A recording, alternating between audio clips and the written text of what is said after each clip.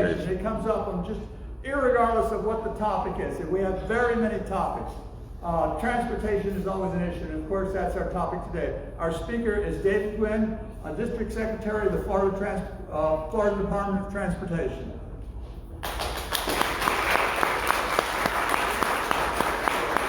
Thank you. Good morning. And so, although I haven't been to this before, I did notice last week you had somebody from the Rays, I believe. And so, I don't know if I'll be as exciting as the best baseball team in the world, but we'll give it a shot, right? So, really, I do appreciate the opportunity to come and speak. Bill had called me a while back and said, hey, you'd be interested in coming down, just talking about some of the things going on in transportation. And I said, sure. So, what I'm going to do, as he requested, is spend about maybe 8-10 minutes to talk about some of the things going on, and then be more than glad to answer any questions you have about a specific topic or just transportation in general. So I've been in this position now for about 4.5 years, and I've been in the public sector for about 6 years. I've been almost my entire career in the private sector, owned my own business, and I really came to the department because I knew that all the years that I was in the private sector working for the department, I enjoyed that, but they were the ones that actually could make things happen. They were the ones that made decisions that moved forward, and in the private sector, we were more or less helping them to deliver the work program. But when I came in, one of the very first things that happened when I got put into the District 7 Secretary job was I got called to Tallahassee, and the Secretary at the time up in Tallahassee said, hey, we're going to take about $700 or $800 million out of your work program for the West Shore Interchange, and they're going to send it over to a project in Orlando, I believe it was. And of course I said, I don't think that's a good idea. Why? We need our project here, and this was for the West Shore Interchange at the time. And they were pretty honest with me. They said, it doesn't sound like you have community support for the project. It doesn't sound, there's just so much opposition to it. And I said, well, I know there's a lot of folks talking about it. I know there's a lot of interest, but I don't know that it's opposed by the vast majority, but I took it on as my task at that point to say, how do we change that dialogue? How do we, in Tampa, get the same kind of big projects that we were seeing getting built in Orlando, that we were seeing getting built in South Florida? And what it came obvious to me was is we need to figure out as a region how to speak with one voice. We're bigger than the Orlando region when we throw all of our metropolitan service area together. And so we should be able to speak just as loud as Orlando. But you see, they get things like Sunrail, they got the I-4 Ultimate project. And so over the last 4 years, and a lot of people in this room helped, we were able to get a lot of consensus around some very specific projects that we wanted to get funded. The West Shore Interchange being the top of the list. And through the last few years, we were able to get Pinellas County, Pasco County, all the cities in Pinellas, Pasco, and Hillsborough County, the business community, others, to coalesce around that project and let their legislators know, to let the governor know, this is important to our region. The West Shore Interchange more or less connects almost all of the major roadways right in the biggest business center in the state. And so the good news is they heard us. They heard you. And last month, we were fortunate that the governor came down and made an announcement that not only was he going to advance the West Shore Interchange project, but he also was going to fund the operational safety improvements of the Downtown Interchange project, the I-4 275 project. That's huge news for us. That's, when you put those two projects together, that's about $1.5 billion that was not funded prior to this last year. And so I'm really excited about the opportunity to deliver that. I'll talk a little bit today about those. But we also have a whole lot more going on in the district.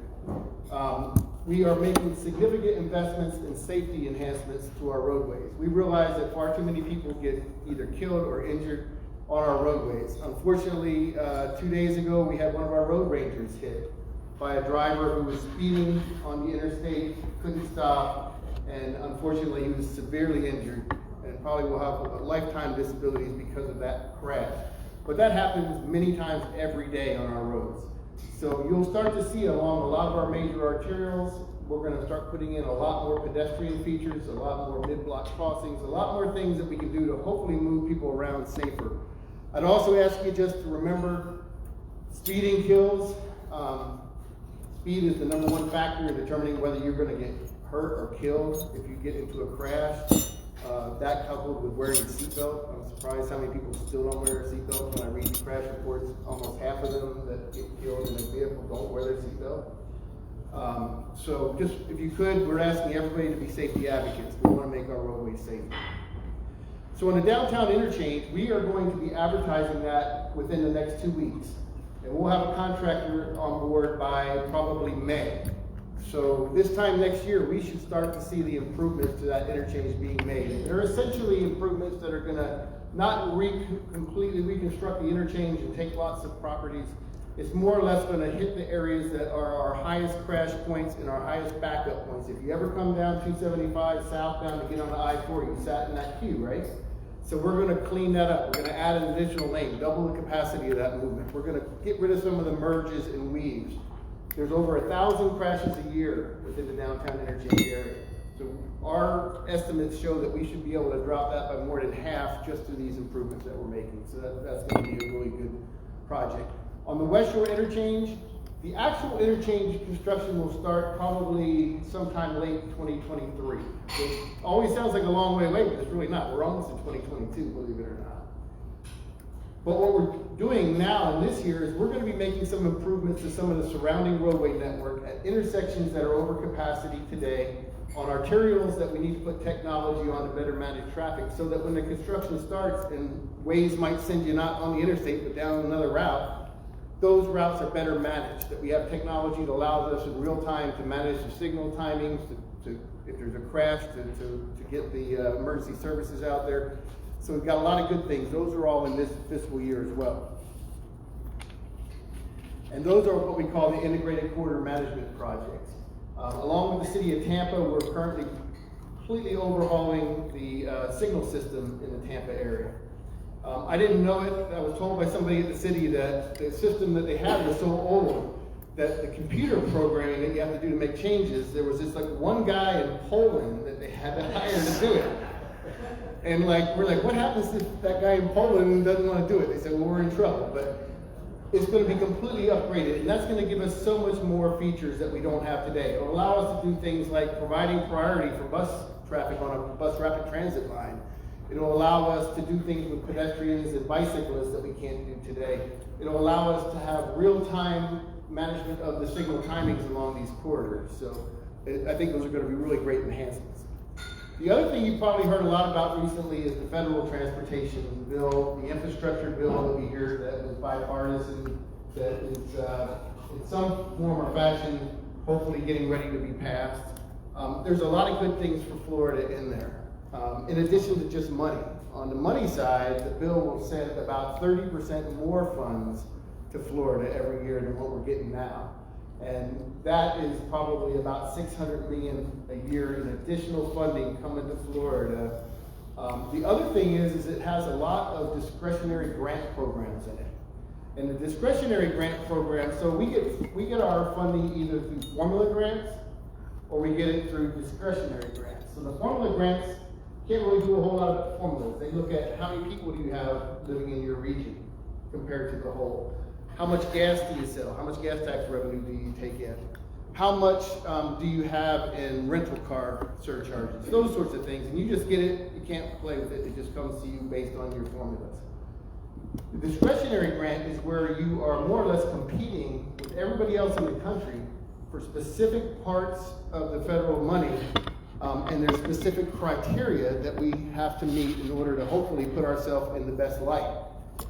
There are some new criteria in there that we're going to have to make sure that we take very seriously, because I think without addressing them, we're not going to be able to get some of this really good funding. Some of those things that are in there include resiliency. How are we addressing climate? How are we addressing equity and inclusiveness? Those are all things that are in this bill. And they're all things that I think we can make a good case in our region. If we do things right, we can compete very favorably on all of these grants. Some of them are transit related, some of them are safety. There's some programs related to safe routes for all, those sorts of things. So we're going to be working real hard with our local partners as well. Most of these grants require a local match. We can provide a state match. They look for a local match as well. What they're doing is they're trying to leverage the federal money on top of local and state commitments. So we'll be looking real hard at those programs, and I think we have some really good opportunities to do some good things with that program. Talk about transit just for a minute. So I think everybody knows that we've been ranked, I don't know if we're ranked the worst, but we're ranked as one of the worst metropolitan areas in terms of transit accessibility, the amount of transit opportunities we have. In fact, I saw something that said that our program in Hillsborough County is about the size of Kalamazoo, Michigan. And I don't even know, I've never been to Kalamazoo, but I'm assuming it's nowhere near the size of Tampa. And they apparently have a bigger and better program than we do. And at the department, we've been trying to work with the locals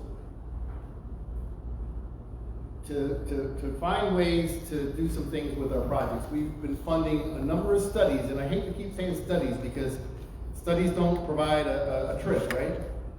But they are the first step. But we're looking at a number of bus rapid transit routes between downtown and the USF area. We're looking at other bus rapid transit routes throughout the region.